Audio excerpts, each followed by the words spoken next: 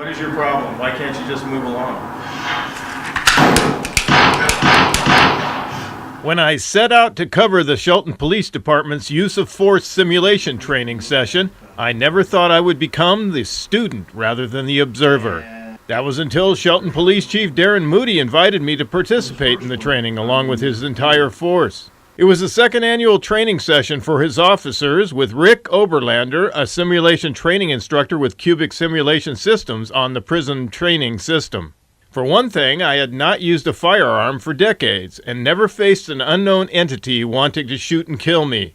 Cops do that all the time. Chief Moody explains why his officers undergo such training whenever possible. It's an eye-opener. Sometimes you think something is not threatening and it is. Sometimes you think something's threatening and it really isn't. All this is a refresher. What we act upon most of the time is muscle memory and instinct and training. And that's what this does. It provides that muscle memory, that instinctive training. You know, for some of them, they're detectives who are sitting behind the desk half of their day. And again, it's just an eye-opening refresher of this is what you need to know and when you need to use it. Coincidentally, the training was pre-scheduled just a day after 5 officers were shot dead in the streets of Dallas. When you have a tragic thing that just occurred, this brings this to light even more of why this is valuable, why this is, as important as it is. These officers are charged every day with making split-second decisions. There'll be second guessed for years. Oberlander, who worked as a sergeant with the Port Townsend Police Department and other law enforcement agencies, instructed me on what to look for in an armed suspect. And what I want you to do is talk to them and do your best.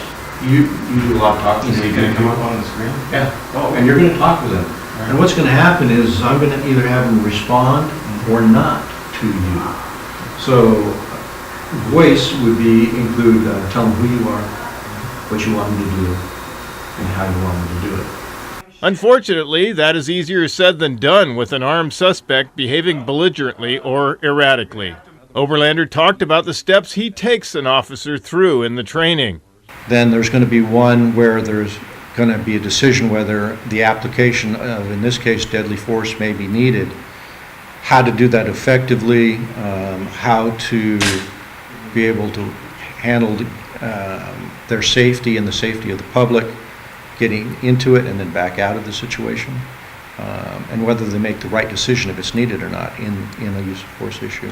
One thing I learned from the use of force training is officers face a lot of uncertainties and dangers.